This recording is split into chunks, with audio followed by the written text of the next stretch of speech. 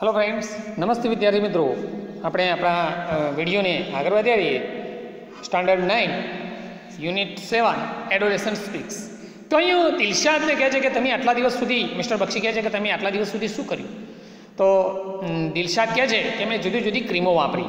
Mister Shah કહે છે don't worry too much, ચિંતા કરશો નહીં, pimples are common at this age, તમારા આ ઉંમરે કોમન છે, પિમ્પલ્સ થતા હોય છે।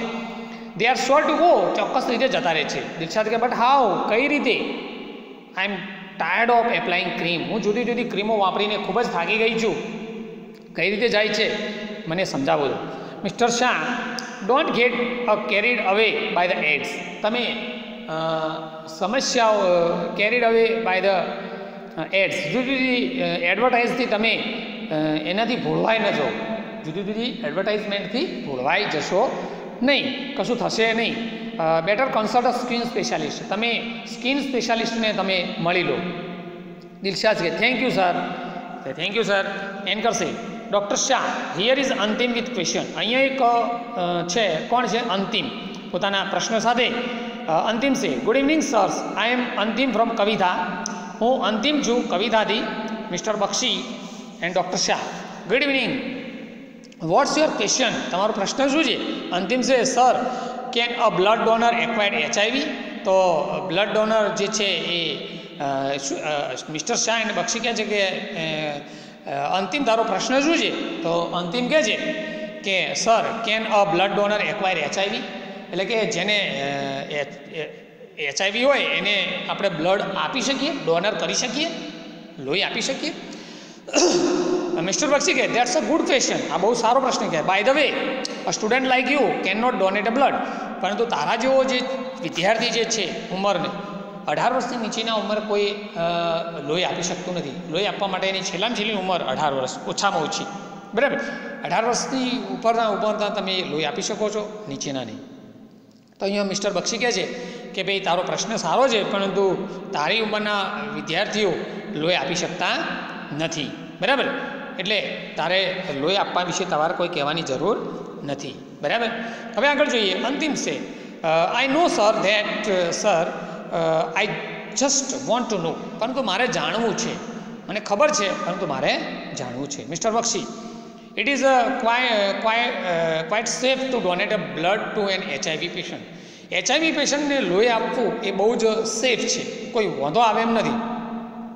The blood donor can not get a infected, જે લોહી આપનાર જે છે એ વ્યક્તિને કોઈ જ ઇન્ફેક્શન થતું નથી, એને કોઈ જ પ્રકારનું ઇન્ફેક્શન થવાની શક્યતા રહેતી નથી। બિકોઝ ધ ઇન્સ્ટ્રુમેન્ટ આર સ્ટેરિલાઇઝડ, કારણ કે જે ઇન્સ્ટ્રુમેન્ટ હોય છે કેવા હોય છે? સ્ટેરિલાઇઝડ ઇન્સ્ટ્રુમેન્ટ કેવા હોય છે? સ્ટેરિલાઇઝડ, જંતુમુક્ત, બરાબર? જંતુમુક્ત હોય છે। અંતિમ છે થેન્ક યુ સર। એન કરશે you should know AIDS for no AIDS, તમારે જાણવું જોઈએ એડ્સ ન થાય એ માટે એડ્સ વિશે જાણવું જોઈએ। હા, એટલે કોઈ પણ વસ્તુ, કોઈ રોગ ન થાય એ માટે રોગ વિશે જાણવું બહુ જરૂરી છે। દાખલા તરીકે આપણે કોરોનાની વાત કરીએ તો કોરોના કેમ ન થાય એ માટે કોરોના વિશે જાણવું જોઈએ। તો કે કોરોના નાક અને મોઢા દ્વારા અંદર પ્રવેશે છે, તો નાક અને મોઢા પર એટલે શું કરીએ છીએ? માસ્ક બાંધીએ છીએ, અને આપણા હાથ જ્યાં ત્યાં પડ્યા હોય છે તો હાથમાં પણ એના જીવાણુ ન અટકે માટે હાથ સતત ધોવાની વાત કરી છે, હાથ સેનિટાઈઝથી સાફ કરવાની વાત કરી છે। તો અહીંયા પણ એમ વાત કરી છે કે તમને એડ્સ ન થાય એ માટે એડ્સ વિશે જાણવું જરૂરી છે। Because we conclude the confidence before we conclude the conference let's listen to Harish problem, બરાબર? તો અહીંયા એમ કહે છે કે આપણે આ કોન્ફરન્સને પૂરું કરીએ એ પહેલાં એક માણસ છે, એક વિદ્યાર્થી જે છે, એક છોકરો છે હરીશ, તો હરીશની સમસ્યા શું છે એના વિશે આપણે જાણીએ, હરીશની સમસ્યા। ઓકે, તો છેલ્લો last page number 66 you can see on your mobile screen, તમે જોઈ શકો છો। તો હરીશને કહેવામાં આવે છે ગુડ ઇવનિંગ સર, હરીશ છે good evening sir, I am Harish from Devgadh Baria, હું દેવગઢ બારિયાથી હરીશ બોલી રહ્યો છું।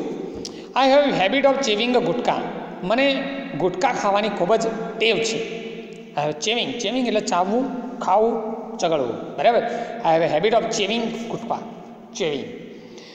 Because of this habit my teeth are spoiled, I want to get a rid of this habit, please help me. તો હરીશનો પ્રોબ્લેમ એ છે કે હું દેવગઢ બારિયાથી હરીશ બોલું છું અને મને ગુટખા ખાવાની ટેવ છે.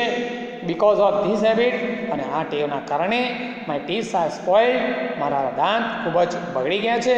આઈ want to get a rid of this habit, અને હું આ હેબિટથી છુટકારો મેળવવા માગું છું.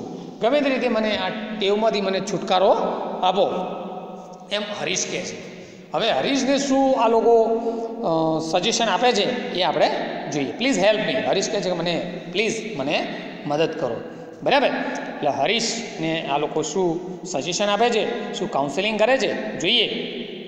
ડૉક્ટર શાહ, ડૉક્ટર ચંદ્રકાંત શાહ જવાબ આપે છે, કારણ કે પોતે ડૉક્ટર છે. એટલે કહે છે, sir in which class do you study Harish? તો હરીશ તું કયા ધોરણમાં ભણે છે?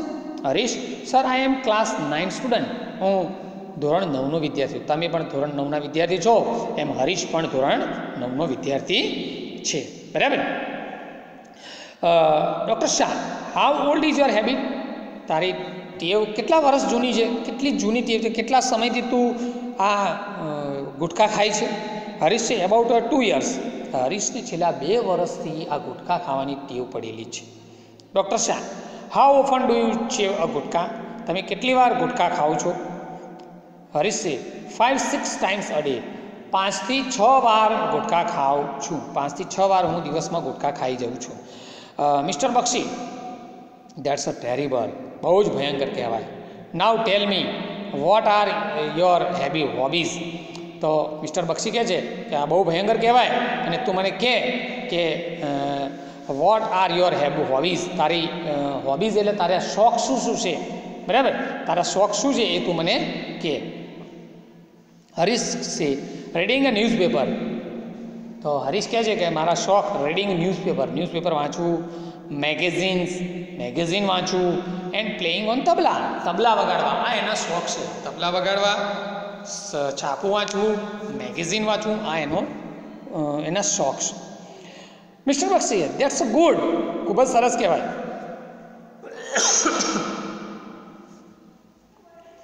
મિસ્ટર બક્ષી કે that's a good. Now, what you feel like a chewing a gutka? Whenever you feel like a chewing a gutka, તને ક્યારે ગુટકા ખાવાની ઈચ્છા થાય છે? બરાબર. અને જ્યારે તને ગુટકા ખાવાની ઈચ્છા થાય છે ત્યારે read A interesting news item or article from newspaper. જ્યારે તમને નવું આ ગુટકા ખાવાની ઈચ્છા થાય તો તારે ગુટકા નહીં ખાવાના, પરંતુ તારે સમાચાર પત્રની અંદર સમાચાર જોઈ અને સારો એવો આર્ટિકલ વાંચવા બેસી જવાનું from newspaper, or play on tabla. બરાબર.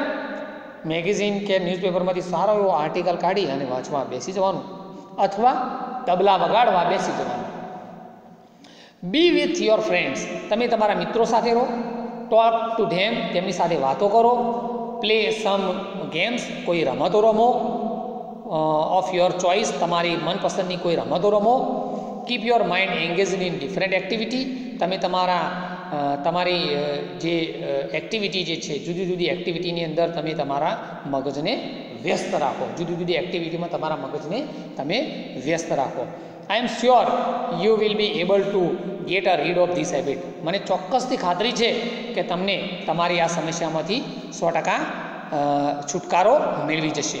આઈ am sure you shall be અથવા you will be able to get a rid of this habit. તમને આ સમસ્યામાંથી છુટકારો મળી શકશે.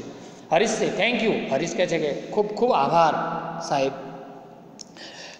એન્કર છે, so friends, now it's a time to say good bye. તો મિત્રો, હવે તમને બધાને ગુડ બાય કહેવાનો ટાઈમ આવી ગયો છે. ઓન બિહાલ્ફ યોર યુથ ક્લબ. અને આ યુથ ક્લબના વતીથી, બિહાલ્ફ ઓફ એટલે ના વતીથી, behalf of the youth club, I thank Mr. Bakshi and Dr. Shah for guiding the teenagers. અને આ યુથ ક્લબના વતીથી હું મિસ્ટર બક્ષી, ચંદ્રકાંત બક્ષી અને સૌરભ બક્ષી અને ડૉક્ટર ચંદ્રકાંત શાહને ખૂબ જ આભાર માનું છું, કારણ કે એમને આપણા ટીનેજર્સને ગાઈડ કર્યા છે. I am also obliged to the boys and girls. હું આ છોકરાઓ અને છોકરીઓનો પણ ખૂબ જ આભારી છું હુ ટ્રસ્ટ અસ, કે જેમણે અમારા ઉપર વિશ્વાસ મૂક્યો છે, ભરોસો મૂક્યો છે, એન્ડ શેર્ડ ધેર પ્રોબ્લેમ, અને એમના પ્રોબ્લેમ અમને કહ્યા છે. Again good bye and good night, take care. અને ફરીથી હું બધાને ગુડ બાય આપું છું, ગુડ બાય કહું છું, ગુડ નાઇટ કહું છું, અને ટેક કેર, બધા પોતપોતાની સંભાળ રાખજો એમ કહું છું. ઓકે, હવે અહીંયા આ પાઠને આપણે પૂર્ણ જાહેર કરીએ છીએ. અને ગ્લોસરી પણ તમે જોઈ શકો છો. તો કાઉન્સેલર, જરા ગ્લોસરી જોઈ શકો છો, એ પેજ ઉપર આપેલું જ છે. તો કાઉન્સેલર એટલે એડવાઇઝર અથવા ગાઈડ, માર્ગદર્શક. કોન્ફરન્સ એટલે મિટિંગ ફોર ડિસ્કશન માટે, ચર્ચા વિચારણા માટે થયેલી મિટિંગ. સેલ્ફ કોન્ફિડન્સ એટલે સેલ્ફ રિલાયન્સ એટલે કે આત્મસંતોષ, મતલબ કોન્ફિડન્સ એટલે વિશ્વાસ એમ.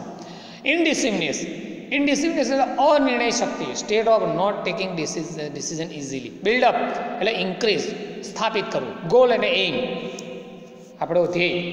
રિયાલિસ્ટિક એટલે પ્રેક્ટિકલ, બરાબર, જે કામ, લોજિકલ. ગેટ હેબિચ્યુએડ એટલે કે એનાથી ટેવાયેલો હોવું, ગેટ યુઝ ટુ. ડિપ્રેસ્ડ એટલે ઉદાસ, sad, unhappy.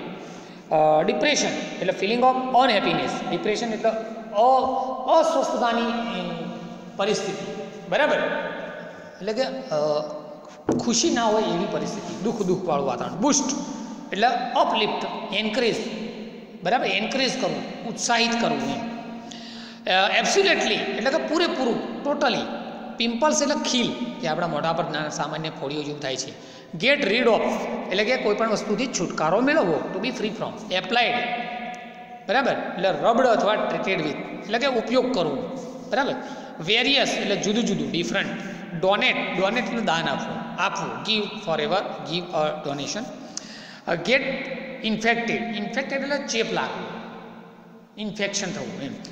Get a carried અવે એટલે કે ઇન્ફ્લુઅન્સ્ડ બાય, એનાથી અસરકારક થવી, કોઈ પણ વસ્તુથી અસરકારક થવી. ચ્યુ એટલે ચાવવું, બરાબર. બાઇટ, મંચ. ક્રંચ, મંચ. બાઇટ એટલે કરડવું, મંચ એટલે ચાવવું, ક્રંચ એટલે કરડવું એવું. સ્પોઇલ્ડ એટલે બગાડવું, હાર્મડ. અને ઇન્જરસ એટલે હાર્મફુલ, નુકસાનકારક, બરાબર. તો આ બધા શબ્દો આપણે જોઈ લીધા મિત્રો. હવે પણ તમે છે એ આ જે આપેલું છે એક્સરસાઇઝ, એ એક્સરસાઇઝ જરા કરતા રહેજો. તમે તમારી એક્સરસાઇઝ બુકની અંદર સ્વાધ્યાયપોથીમાં તમે આ પાઠનું પણ એક્સરસાઇઝ લખી નાખજો, બરાબર. એના નીચેની જે વોક્યુબ્યુલરી આપેલી છે ને અહીંયા તમે જોઈ શકો છો, એ વોક્યુબ્યુલરીની અંદર કાઉન્સમાં શબ્દો આપેલા છે. કાઉન્સેલેટેડ, advise, suffering, meditation, self confidence, interest અને ચીયરઅપ. તો આ બધા શબ્દો જે છે અહીંયા નીચે આપેલા છે, એ વચ્ચે જગ્યાએ મૂકવાના છે. દાખલા તરીકે તમે જોઈ શકો, Nirali, how are you dear, તમે કેમ છો? તો રાજ કહે છે નોટ ક્વાઇટ ઓકે, હું બરાબર નથી. આઈ એમ ખાલી જગ્યા ફ્રોમ ડિપ્રેશન. તો ડિપ્રેશન એટલે, અને આઈ એમ તો કે સફરિંગ. તો એમાં શું આવશે? જે ત્રીજા નંબરનો શબ્દ છે ને સફરિંગ, એ સફરિંગ શબ્દ એની અંદર આવશે. એ રીતે બીજા શબ્દો આની અંદર જે રીતે સેટ થતા હોય એ રીતે વાક્યને અનુરૂપ એનું અર્થઘટન, ઇન્ટરપ્રિટેશન કરી અને તમે મૂકી શકો છો. Okay, thank you.